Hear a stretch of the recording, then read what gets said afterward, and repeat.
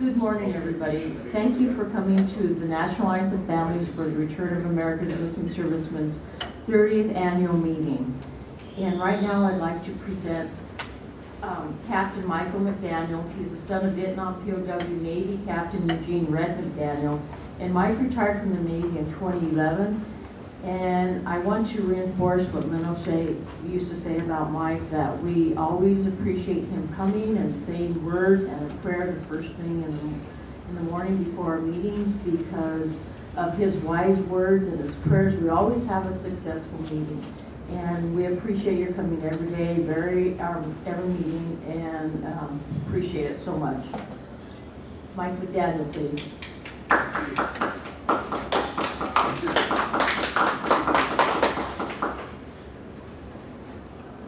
Well, Janelle, I am honored to be asked to come back, and retired Navy with a ponytail. There's not many in my club retired Navy captains with a ponytail. Let me tell you a quick story. Well, as you know, as I shared last year before, we lost a son 3.5 years ago to addiction. Real gut punch, but he was just a wonderful, beautiful person that had this addiction disease, which is a disease. Anyway, he knew I was a big surfer back in high school, college, actually into my late 30s and 40 pounds ago. I was really into it. That's kind of a big part of my life. And when I went to the Naval Academy, I had the big, long 60s hair, and I got it all cut off. And then for all those years in the Navy, 31 years, I couldn't grow it.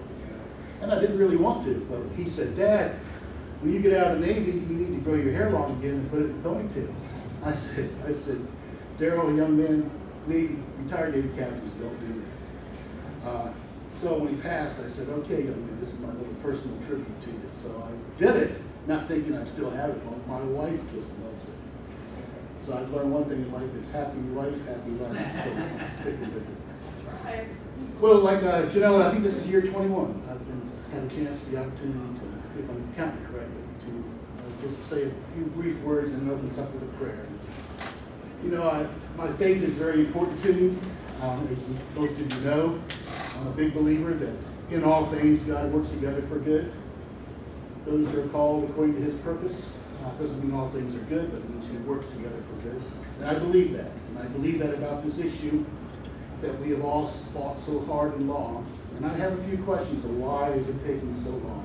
But I trust that He's going to bring it to fulfillment. So, what I want to share before I say a brief prayer for us is just something I shared a few years ago, but I thought it was a good time to share it again. It's just food for thought. Many of you might have heard this before, but I enjoyed, it came across my radar about a month ago, and I just felt led to share it with us collectively again. It's just the conversation that you and I just had over there, you know, it just encourages me, you know, and it's one of those things that blows wind in your sails when you come across certain people and certain discussions. I want to give you a quick quiz to just think mentally about. Can you name the 5 wealthiest people in the world? Maybe 1 or 2, but can you name all of them? Can you name the last 5 Heisman Trophy winners? How about the last 5 Miss Americas, Miss Universes? Maybe what countries they were from? How about 10 people who have won the Nobel or the Pulitzer Prize? Name the last half dozen Academy Award winners for the Best Actor and Actress. How about the last decade worth of World Series winners? Kind of a hard thing to answer, but those are pretty amazing accomplishments. Those are some of the world's greatest accomplishments as far as what the media tells us and everything else. The point is, none of us remember the headliners of yesterday. And these people were the best in their fields, the top of their game. But the applause dies, the awards tarnish, achievements are forgotten, and the accolade and certificates are buried with their owners. Let me give you another quiz. List a few teachers who aided you in your journey in your education. Who are some friends that helped you along life during the tough periods? Name the 5 people who have taught you something worthwhile, things you can remember that you saw them emulate, you put into practice in your own lives. Think of 5 people you would just thoroughly enjoy spending time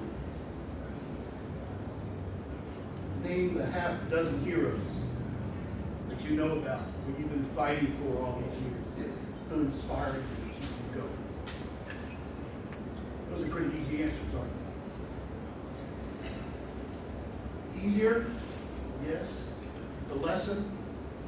The people who make a difference in our lives are not the ones with the most credentials, the most money, the most fame, the most accolades the world gives you. They're the ones who care and make a difference. Join me in a word of prayer. Lord, we just come before you with praise and thanksgiving in all things. We are reminded by your word, those of us who know you and have faith in you and believe in you, that you do work all things for good. We know that you are still on the throne. There's nothing that's going on in this world that people think they are getting away with, they think they've gotten away with, that you can't see right through. And we do wonder why it seems to be taking so long to get the truth to come out. But Lord, we trust you, and we ask, today I ask, with my brothers and sisters here, that you would bring a speedy resolution. As we see things being unfolded and uncovered and being brought to light the last couple of years, Lord, we ask that you would just continue to escalate that and expedite that. And let this issue be one of those that the truth springs forth. We promise to give you all the praise and the honor and the glory. Many in this room will be vindicated if and when it happens, but we also just commit to giving you the praise, the honor, and glory. And as I close, I'm reminded by your word from Galatians 6:9. In your word, the word of truth, God breathed scripture, that let us not become weary in doing good, for at the proper time we will reap a harvest if we do not grow weary and give up. So we ask all these things in your name. Lord, that you would bless these meetings today, that you would bring divine appointment to each one in this room and those that are coming later, that you would bring encouragement to these special ones. We thank you in advance for that. In Jesus' name I pray. Amen.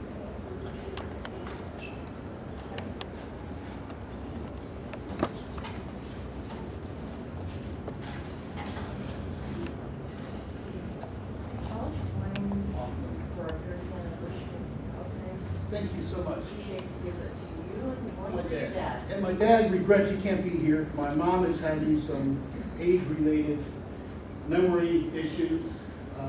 My dad is an absolute saint watching her help take care of him. It takes some effort, and you just can't get away for a long period of time. So he regrets not being here. But he did send his love for each and every one. So blessings. Thank you. You got one more Oswald. First of all, how many people can name all the Roman emperors? It's really strange.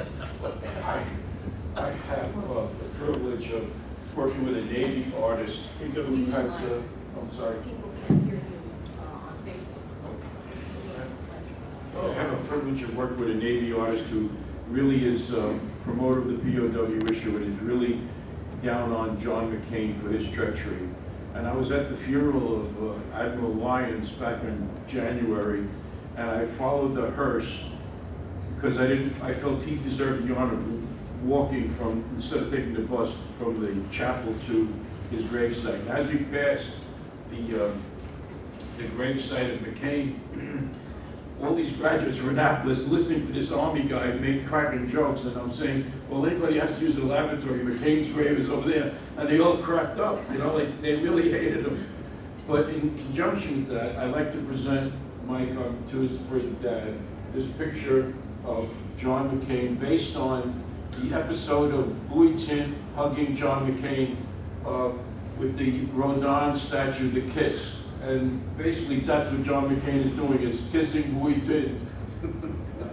I guess I should say thank you. It's very weird. And I can name the Roman emperors now. Oh, thank you.